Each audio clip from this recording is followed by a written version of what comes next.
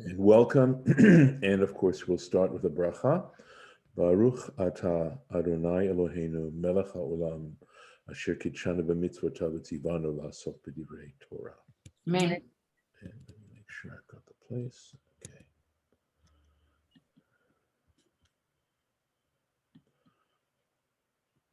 We'll go back over the verse that we did. It's not a challenging verse.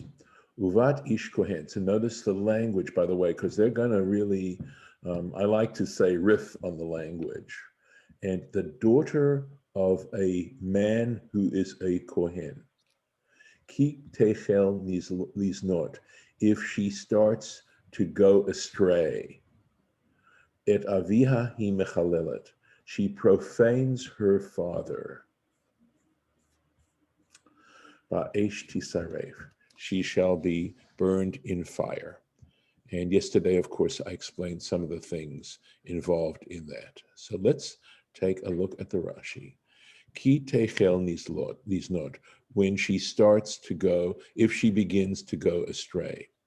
And he explains, shetit halel al yedei znut, that she becomes profaned herself by means of immorality, lewdness. Shahaita ba zikat baal. This is very important.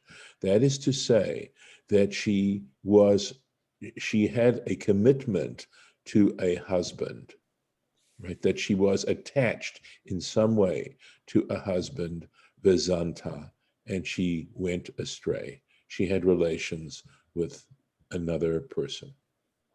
Or min ha'erusin, either she was married or betrothed, or min ha'nisuin, or she was married. So in other words, whether she was betrothed or whether she was formally married, she still had a commitment, a relational commitment to her husband.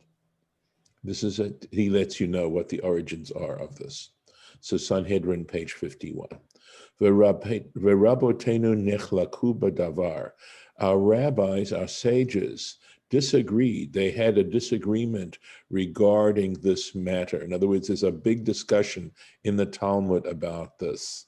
In other words, does it include Erusin possibly? We'd have to go back to Sanhedrin 51 and see what they were arguing over. V'hakol modim, but everyone is in agreement. Shelo diber hakatuv bipnuya. That scripture is not talking about a woman who is not not engaged. Pnuya means free, unattached. They're not talking. This is not this. I told you yesterday that what we start to do is what the rabbis start to do is to limit the application.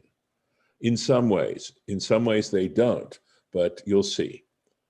But it does not apply to, this law does not apply unless she has a committed, a relationship to a man. Et aviha hi michalelet. She profanes her father. And again, this is right there. This is Sanhedrin 51, Sanhedrin 52. Chalala, she profaned, ubista et kvodo, made a mockery of his honor. She'omrim alav, because they say about him, people now say about him, Arur, cursed is he, shezu yalad, that he gave birth, that he conceived such a person, Arur shezu gidel, accursed that he raised this particular person. Just, the awareness that we don't just live for ourselves, that, it's a point that I was making yesterday, that we have to recognize the relation, what happens as a result of our own behavior to anyone who's close to us, that we can bring shame and humiliation and hurt to other people if we think we just, it's just about ourselves. It isn't ever just about yourself. So now that's the Rashi, and we can take a look at some of these Torah Temimahs. Uvat. So you'll see, of course, that what he does is he very often he'll cite in a way what Rashi has cited, because Rashi is basically summarizing things. Uvat ish kohen, and the daughter of a man who is a priest. Larabot, this is to include na'ara, arusa, unisua, whether or not she is a na'ara, which would include a girl who's between 12 and 12 and a half. Okay, younger than 12, she is a minor. This would not apply at all. So this isn't just a bogeret, that you'll see there's a bogeret there. So na'ara arusa v'nesu'ah, meaning a woman who's between 12 and 12 and a half, who is betrothed or married. Bogeret, so this includes that person. Bogeret arusa nesu'ah, it includes a woman who's attained adulthood, if she's above the age of 12 and a half, who is betrothed or married, for afilu hiskina, and even if she was aged, she was an older woman, presumably past childbearing ability. This law includes all women in these categories. And so this is where all this discussion starts, because this is Sanhedrin 50 on the B side of the page. Uvat ish kohen. Oh, so I'm sorry, let's take a look at Torah Temimah itself. Nun hey, so let's look for nun hey. Here we go. The v'shem bat, because this noun daughter, kalul hakul, everything is included. Daughter, that's it. So that's why it includes all these people.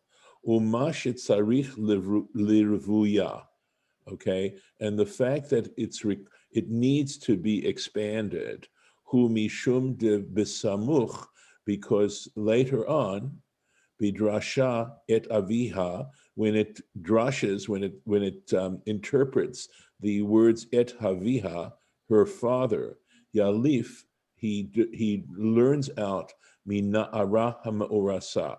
He learns out from another law, which has to do with the na'ara ha'ma'orasa, which means a betrothed maiden, right? A na'ara, which later on they talk about that, okay? If a woman is betrothed. And it talks about the Irekan, because here it's talking about Davka Biznut. There it's talking specifically about Znut with lewdness, immorality, imzikat haba'al, together with the fact that there is a relationship to a husband, Ye'uyan Sham. Check it out later on. What it says there. So there's another halacha that talks about that situation. V'hava amina, and I would think the alfinan, that we're going to learn out misham from there, gam le'inyan zeh, regarding this particular law that we're talking about now, the davka arusa kamashmalan. That there, okay, because there it talks specifically about a woman who is betrothed, not married, kamashmalan, we would assume then afilu nesu'ah. There, let me see this. Afilu nesu'ah, also a woman who is married.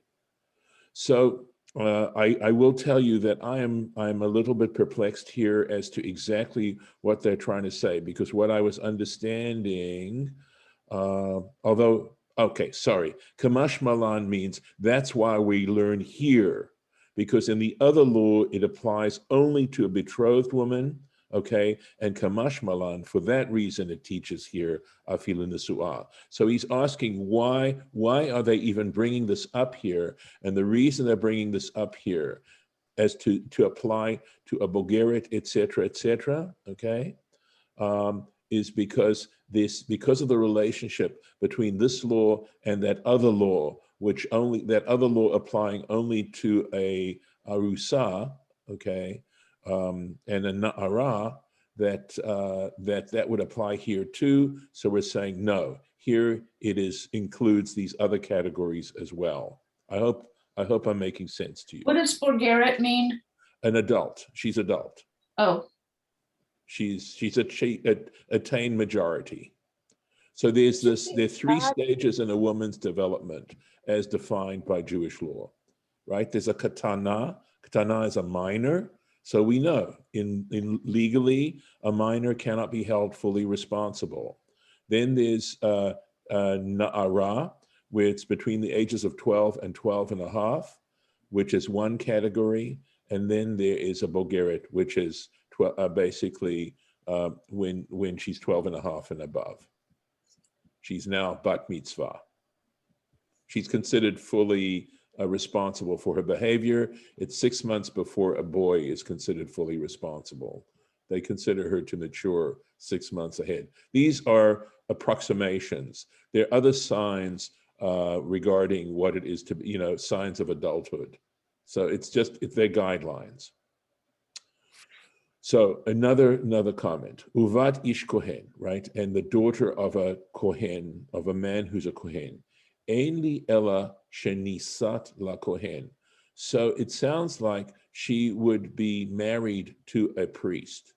In other words, if she was married to a priest and she then committed adultery, if she went astray, that the law applies to her there. This law applies. But what about if she's married, Nisat Levi ul Israel? But what about if she's married to a Levi or an Israelite? Le'oved kochavim, to an idolater.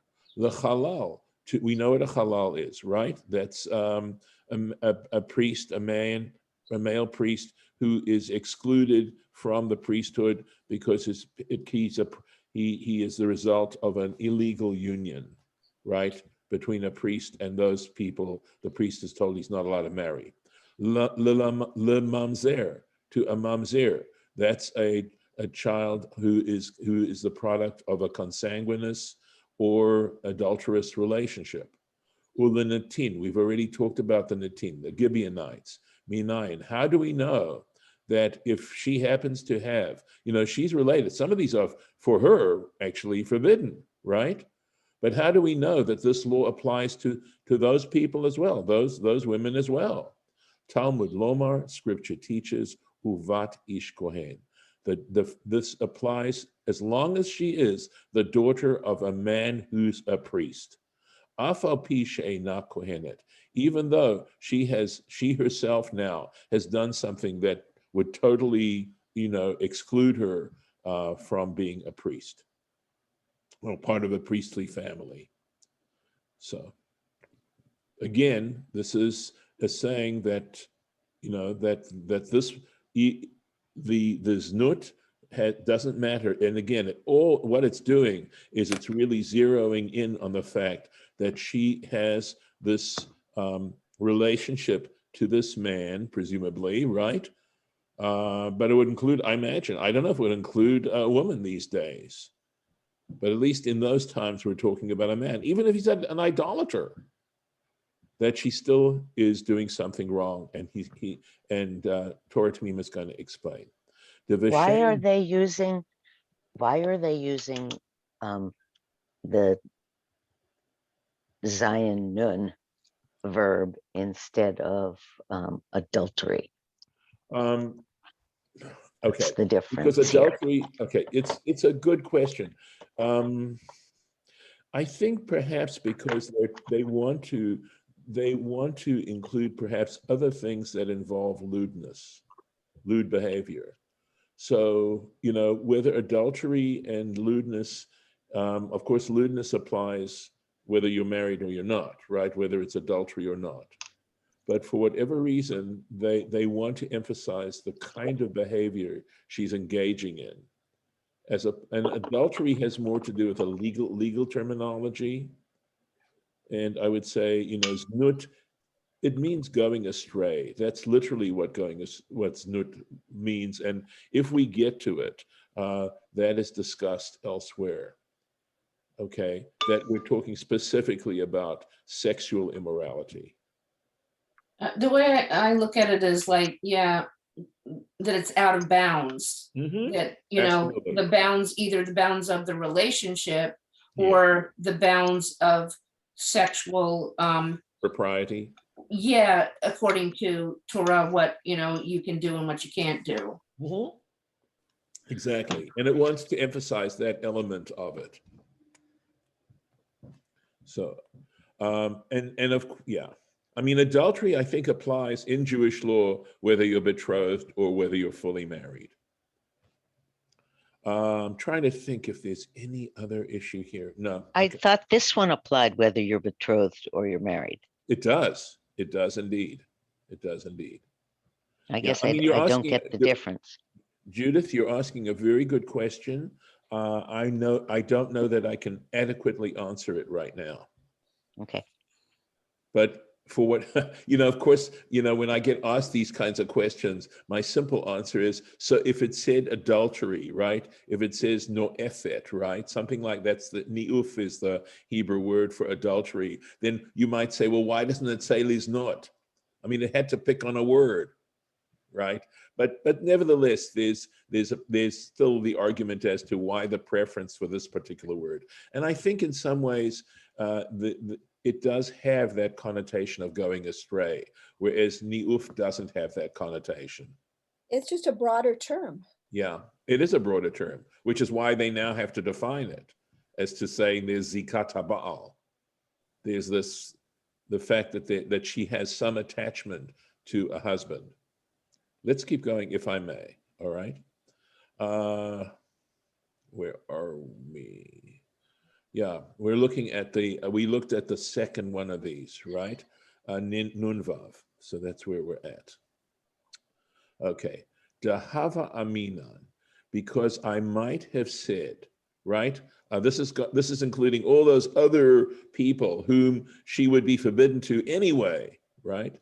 Because I might have thought, Kevan shenisat leLevi ule Yisrael, because she was married, she was married to a Levite or an Israelite before she went astray, v'chula, etc., all those other categories, ve'ena ochelet bitruma, and as a result of being married to one of the other categories, she loses the right to eat truma.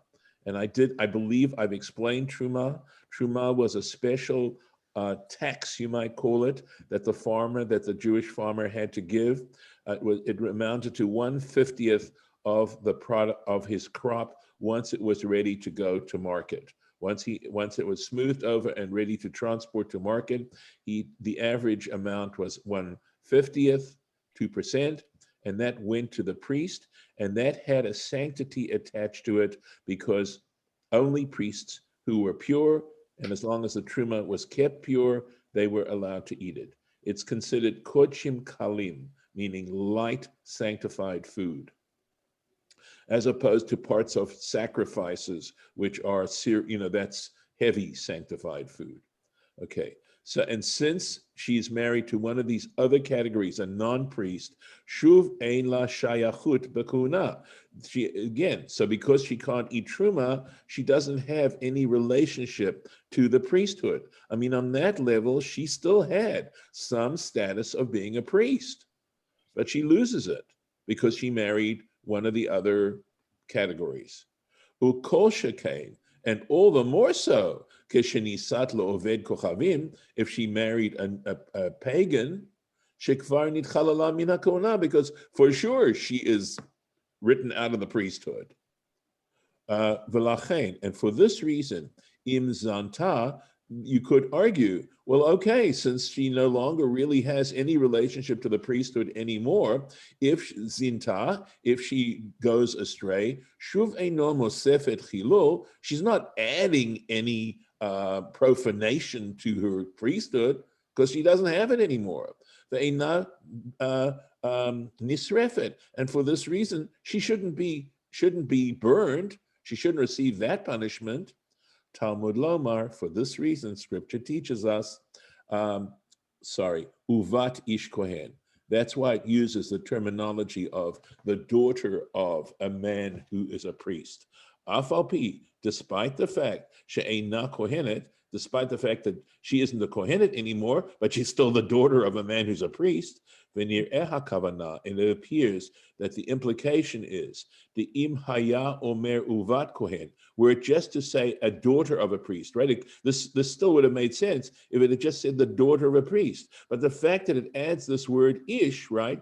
So if it had just said daughter of a priest, haya b'mashma, it would have implied sheyesh la atzma skulat v'yichus hakuna, that she herself had a qualification and a status of being a priest, of priesthood.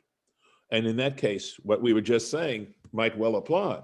But the fact that it says ish, it adds that word ish, kohen, right? That's why we need to include all these other categories as well.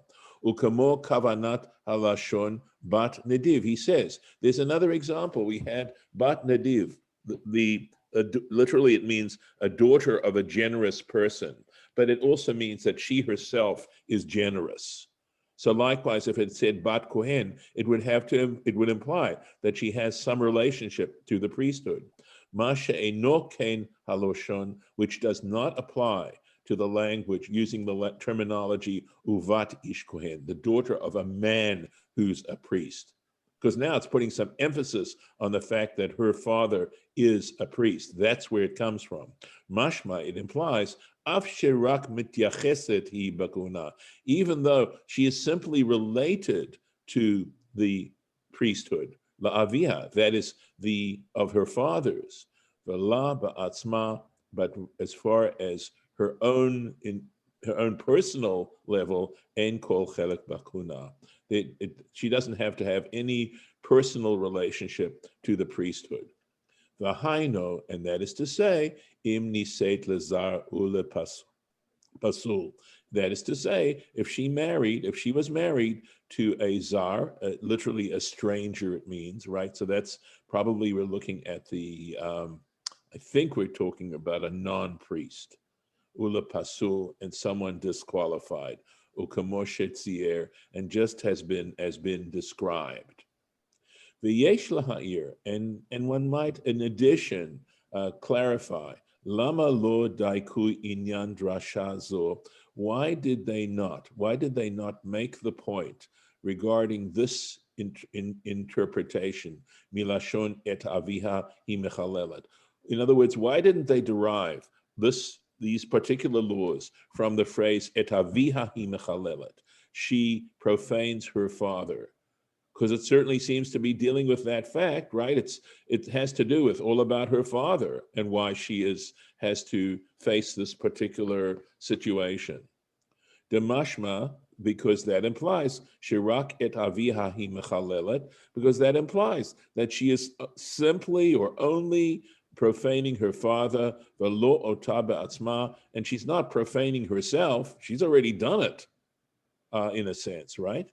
V'zeh yutzuar, and this is described keshenis'et lazar, when she is married to a non-priest. I'm translating zar as non-priest, ule pasul, and to someone who's disqualified, shekvar chalala kuhunat atzma. So the point, though, is that the moment, just because she marries a pagan or just because she marries an atin, right? This law doesn't apply if she's married to one of them. That's not what we're talking about. She can be married, that she may profane her priesthood on that, okay? But her own priesthood, or gam lekasher, or even if she is married to someone who is appropriate, who's fit. Rak she ibda chelek kahunata, but in that particular case, she has lost an element of her priesthood. Veyesh lahakshot, that's usually what this means. In other words, there are ways to object to what is just being mentioned here. And we are out of time. Let me stop, and I'll stop the share and give you an opportunity to comment. Obviously, there's more to be said here, but I thought this was worth trying to analyze a little bit deeper, going deeper into this particular subject. Well, Maybe you wouldn't want me to do that. So there are ways to go sexually astray outside the bonds of a marriage or an engagement, I assume. But then would would it only be that you can go sexually astray, a female, if you're 12 and a half, and that before that there is no boundary because No, it's not really considered something you would be doing? so you're asking actually a really good question. And sadly, the answer, or maybe it's good to say that the answer is yes and no. All right. We absolutely don't want minors to be engaged in this kind of behavior. I mean, we don't want adults, but the issue is how the law applies to minors who engage in this, right? Or who not necessarily on their own volition is part of the problem too, because the whole point about minors is they don't really understand the implications of their own behavior. They're so governed by their emotions, right? In one way of describing adulthood is the level to which your rational faculties are capable of controlling your behavior and your emotions. Well, would a minor be considered having committed a sin if she engaged in something that would have been forbidden to an adult?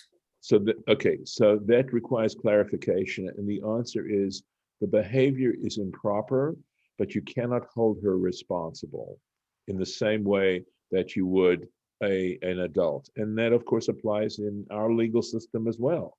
That if you go to what do they call it, right? Child Juvenile. court, juvenile, thank you, juvenile court, because the laws don't apply in quite the same way. So the same applies within Judaism, and I'm sure that it has to do with Roman law and even early legal systems, that there was a recognition of the fact that you can't hold a person responsible if they're incapable of understanding their responsibilities. I mean, that's why, again, people who may be mentally challenged, right? You can't hold them accountable the way you might someone who isn't. It just isn't fair. Yeah, It's not unfortunately, just. the It's not system is made of people who are flawed, and people, all the time are sentenced to capital punishment, who have, mental challenges and don't, shouldn't be happening. sad. Shouldn't be happening. And Certainly young people, not within Jewish law either, for sure. right? So I think that's the best way to sort of, and then of course you now have to go down into specifics. So for example, sadly, there is a question. So if a minor child loses her virginity, does that mean that she can no longer marry a high priest? I mean, that would be an application. And Yeah. Even if it wasn't her fault. Correct. Well, they talk about if even if it didn't happen as a result of a sexual encounter, is the way it's described within the within the thing. In other words, she's lost her tokens of virginity, not necessarily through a sexual engagement. To what degree does the Torah insist on that for a high priest? I'm sure there's much discussion. As you saw already, there's much discussion about whether or not a woman who's betrothed, I suspect that's where the discussion is whether a woman who's betrothed, what exactly are we talking about when we're saying she has a relationship to a husband, right? Are we going to include betrothal, or are we saying only if she's fully married? Or do we go back to this other law which speaks specifically of a betrothed woman who's not married yet, where there's a very severe punishment, if she goes astray sexually? So just there's clearly a need to look carefully into this, because there are just lots of implications regarding what's going on, not just in terms of the punishment, which is so severe, you want to be so careful, but also other implications besides that. I'm going to stop the recording and thank those who joined us.